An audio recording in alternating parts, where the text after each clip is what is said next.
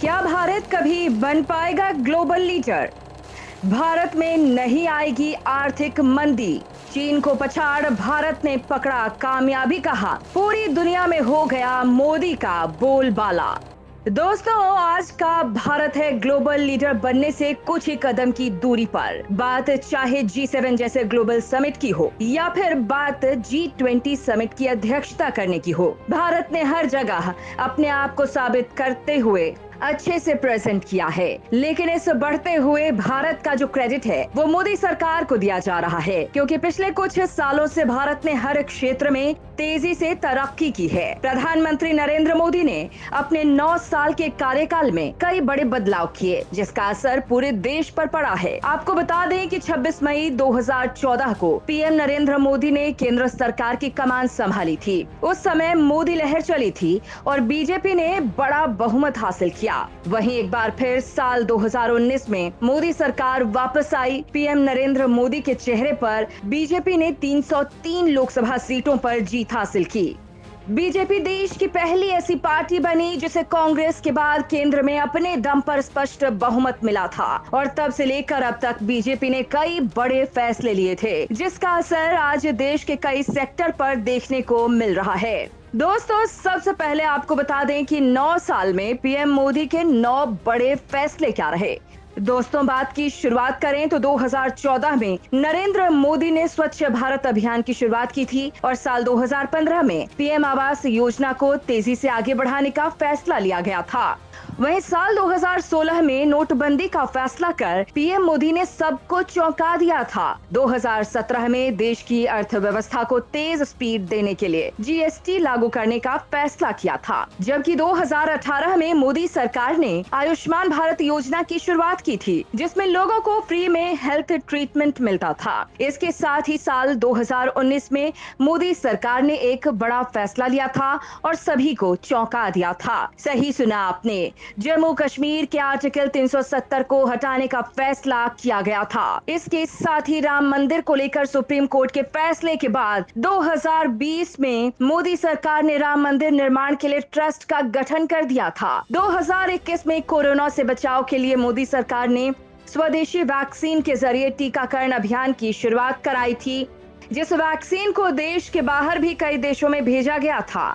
इसके साथ ही digital India के सपने को पूरा करने के लिए 2022 में मोदी सरकार ने 5G सेवाओं की शुरुआत की और हाल ही में कुछ समय पहले नई संसद भवन का उद्घाटन भी किया गया। तो दोस्तों, ये सिर्फ देश को अंदर से मजबूत बनाने की बात है। वहीं बात अगर करें इंटरनेशनल लेवल की, तो इंडिया ने पिछले कुछ सालों में दुश्मन देशों को भी करारा जवाब दिया है। बात चाहे चाइना की हो या फिर पाकिस्तान की, इन सालों में इंडिया ने इन दोनों ही देशों को अपने कदमों से इस बात का एहसास करवा दिया है कि इंडिया झुकेगा नहीं। पुलवामा अटैक के बाद भारत ने पाकिस्तान से व्यापार लगभग बंद कर दिया था।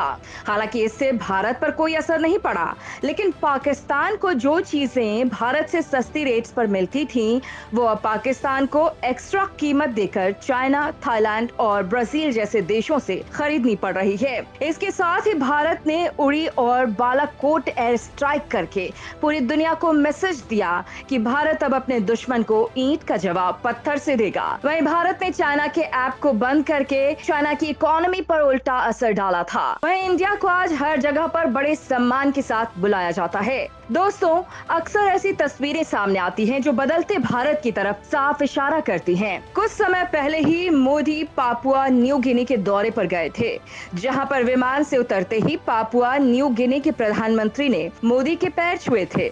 यहाँ तक कि पापुआ न्यू गिनी ने मोदी के लिए अपने रिवाज को भी बदला, क्योंकि पापुआ न्यू गिनी कभी भी रात के समय किसी भी देश के प्रधानमंत्री का स्वागत नहीं करता है।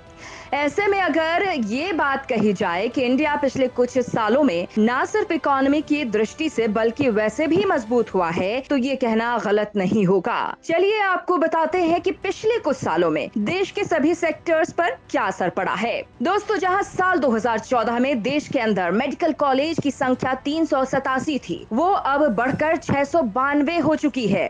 वहीं 2023 में एम्स की संख्या बढ़कर 24 हो चुकी है, जो 2014 में केवल 6 थी।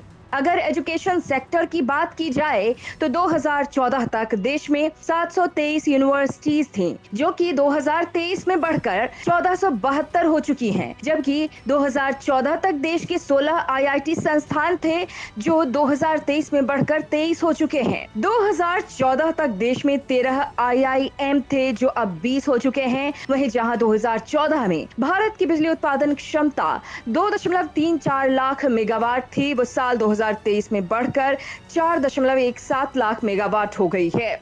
2014 तक जहां देश में 13 करोड़ गैस कनेक्शन थे, वो 2023 में बढ़कर 31 करोड़ हो गए हैं, जबकि 2014 तक देश में एयरपोर्ट की संख्या 74 थी, जो 2023 में बढ़कर 148 हो गई है।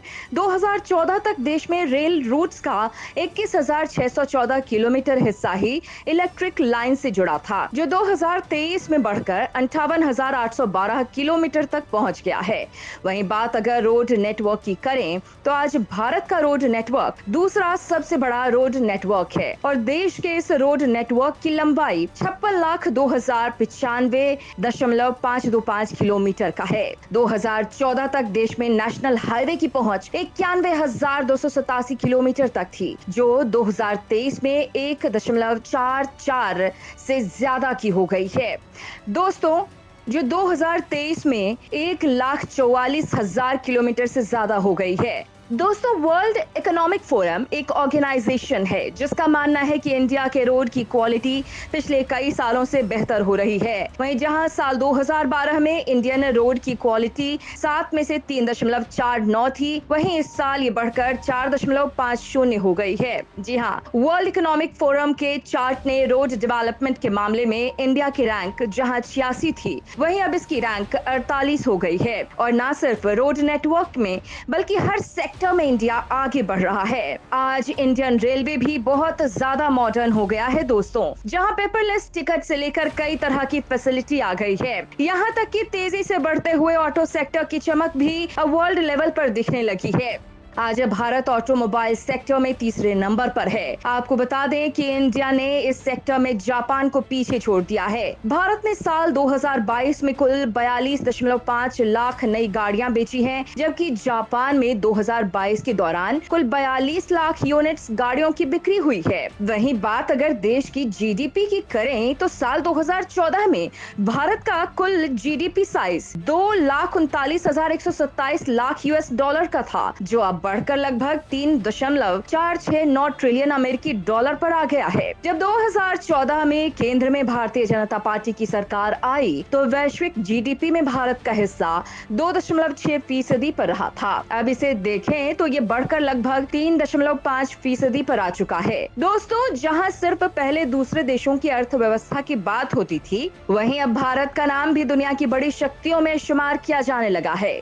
जी हाँ, भारत आज दुनिया की 5वीं बड़ी अर्थव्यवस्था बन चुका है। यहाँ तक कि ब्रिटिशर्स, जिन्होंने भारत पर 200 साल से भी ज्यादा राज किया, और आज भारत ने उन्हें भी पीछे छोड़ दिया है। एक वक्त था जब भारत को एक ऐसे देश के रूप में देखा जाता था जिस पर लोग राज कर सकते हैं, लेकिन आज भारत खुद एक लीडर के रूप में देखा जाता है। आज इंडिया दुनिया के बड़े बड़े देशों और इकोनॉमी को टक्कर दे रहा है। जहाँ एक तरफ यूरोप की सबसे बड़ी इकोनॉमी वाला देश जर्मनी मंदी में फंस चुका है, वहीं अमेरिका का सच भी अब पूरी दुनिया के सामने आ चुका है। जबकि बात अगर चाइना की करें तो चाइना अभी भी पूरी तरह महामारी के प्रकोप से उबर नहीं पाया है और उसकी इकोनॉमी लड़खड़ा रही है। यूरोप सहित दुनिया के कई देशों में स्थिति दिन प्रतिदिन बदतर होती जा रही है। ऐसे में भारत को पूरी दुनिया बदलते देश के रूप में देख रही है, और खास तौर पर प्रधानमंत्री नरेंद्र मोदी को। जी हाँ, भारत की इकोनॉमी की बात करें तो ये दुनिया भर में एक उम्मीद की किरण के तौर पर उभरी है। भारत न सिर्फ